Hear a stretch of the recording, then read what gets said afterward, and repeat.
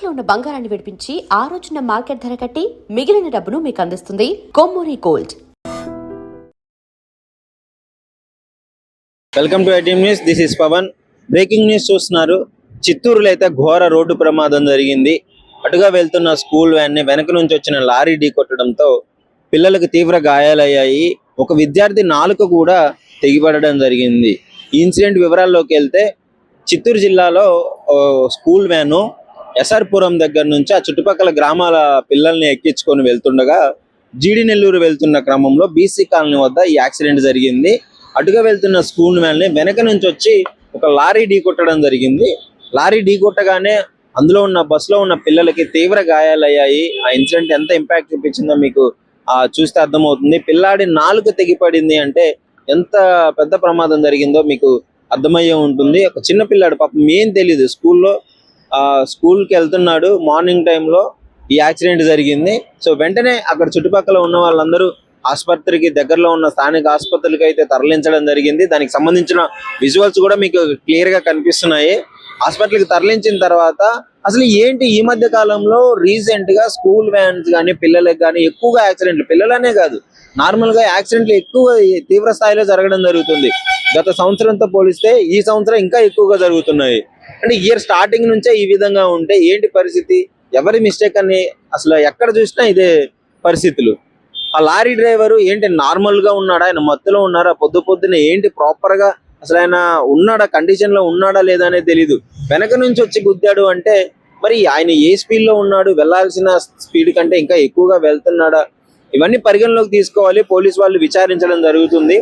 అంటే ఎలా ఉన్నా ఇలాంటి వాళ్ళకి శిక్షలు అధికంగా పడితేనే, ఇప్పుడు ఒక యాక్సిడెంట్ జరిగినప్పుడు అతనికి ఏదో నామకే వాస్తా ఆ విధంగా పిలిపించి ఇంట్రాగేషన్ చేపించి దానికి సంబంధించింది ఏదో మాట్లాడి పంపించడం కాకుండా వాళ్ళ వెనకాల ఉన్న ప్రతినిధులు కూడా ముందుకు రావడం జరుగుతుంది. మాట్లాడి పొలిటికల్ పవర్ ఉపయోగించి అలా ట్రాన్స్పోర్ట్ వాళ్ళ ఓనర్ ఇవన్నీ ఉపయోగించి తప్పించుకోవడం జరుగుతుంది. ఇలాంటిది కాకుండా వాళ్ళకు పడ్డ శిక్షల్ని ఏ విధంగా అయితే తప్పు చేశారో వాళ్ళందరికీ శిక్షలు కఠినంగా ఉండే విధంగా చూసుకుంటే వీళ్ళు కొంచెం భయపడే అవకాశం ఉంది. కానీ అలాంటివి ఏం జరగట్లేదు. పొద్దుగూకులు చూస్తూనే ఉన్నాం యాక్సిడెంట్లు అవుతున్నాయి, పిల్లలు ప్రమాదానికి గురవుతున్నారు, ఇదవుతుంది అదవుతుంది. కానీ చర్యలు నివారించే చర్యలు మాత్రం తీసుకోలేకపోతున్నాం. మరి ఎక్కడ మిస్టేక్ వస్తుంది, ఎక్కడ లోపం ఉందో అర్థం కావట్లేదు. కానీ అమాయకులేని పిల్లలు ప్రమాదవశాత్తు ఈ విధంగా ప్రమాదం గురవడం జరిగింది. ఒకవేళ పిల్లలకి ఏమన్నా యాక్సిడెంట్ అయ్యి అంటే ప్రాణాలు కోల్పోయే పరిస్థితి ఉన్నా కానీ ఇదే విధంగా చూస్తూ ఉంటుందా. ఆ చిన్న పిల్లాడి నాలుగు తెగిపడడం జరిగింది. దీనికి ఎంత దారుణమైన విషయం, ఏం మాట్లాడుతుంది దీని గురించి. వెనక నుంచి వచ్చిన లారీ గుద్దడం వల్ల వాళ్ళకి ఏం తెలుసు, పాపం స్కూల్లో ఉన్నారు.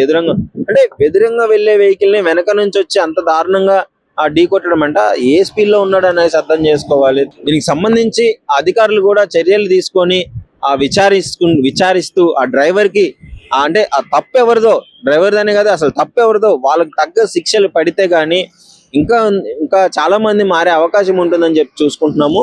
హైదరాబాద్ కూడా రీసెంట్ గా, చిత్తూరులోనే కాదు హైదరాబాద్ లో కూడా చాలా యాక్సిడెంట్ చూస్తున్నాము.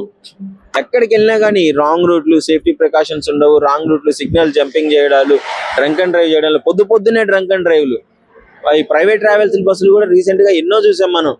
తాగి డ్రైవింగ్ చేయడాలు. అంటే ఒక 20-30 మంది 40 మంది మిమ్మల్ని నమ్మి ఎక్కినప్పుడు ఒక డ్రైవర్ గా మీ రెస్పాన్సిబిలిటీ గమ్యానికి చేర్చడం.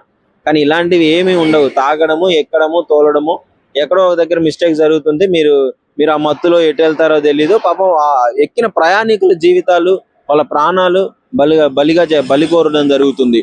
ఇలాంటి ఇన్సిడెంట్ల మీద గవర్నమెంట్ కూడా కొంచెం యాక్షన్ తీసుకోవాలి. ఒక స్పెషల్ కేర్ తీసుకొని ఇలాంటివి జరగకుండా ప్రికాషన్స్ తీసుకోవాలని చెప్పేసి కోరుకుంటున్నారు. ముఖ్యంగా పిల్లలకు జరిగిన యాక్సిడెంట్ గురించి అసలు మీరేమనుకుంటున్నారు అంటే ఇలాంటి ప్రమాదాల గురించి, రీసెంట్ గా జరుగుతున్న ప్రమాదాల గురించి మీ అభిప్రాయాన్ని డెఫినెట్ గా కామెంట్ రూపంలో అయితే తెలియజేయండి. నిజంగా ప్రస్తుతం ఉన్నటువంటి సమాజం దేనికి ప్రయారిటీ ఇస్తుంది? ఆర్థిక సంబంధాల చుట్టూ మాత్రమే తిరుగుతుంది. మళ్ళీ ఎన్నికలంగానే చాలా విరక్తి కలుగుతుంది. మంచి అనిపిస్తుంది కదా, లేడీస్ కూడా ఛాలెంజింగ్ జాబ్స్ చేసినప్పుడు చాలా బాగుంటది. ట్రాఫిక్ అసిస్టెంట్స్ గా నియమించిన ట్రాన్స్జెండర్స్ అందరితో సాల్యూట్ చేయించుకుంటున్నారు. ఫుడ్ డెలివరీ ఇవ్వటానికి వెళ్ళినటువంటి డెలివరీ బాయ్ అనిల్ పై కళ్ళ ముందు